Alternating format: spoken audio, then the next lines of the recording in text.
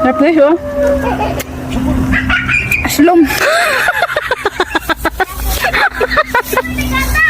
Masarap to pag may may asin. Medyo masin, mas masin. Asin lagi. So dito naman tayo guys. Ano man to after iba tong ibang to. Kainan na kanang to na. So ito guys, tikman natin kung masarap ba to. Itong masarap. Yan yung favorite ni Edie. Tagumkum. Sa favorite pala to ni Edie. Lamig siya kayo.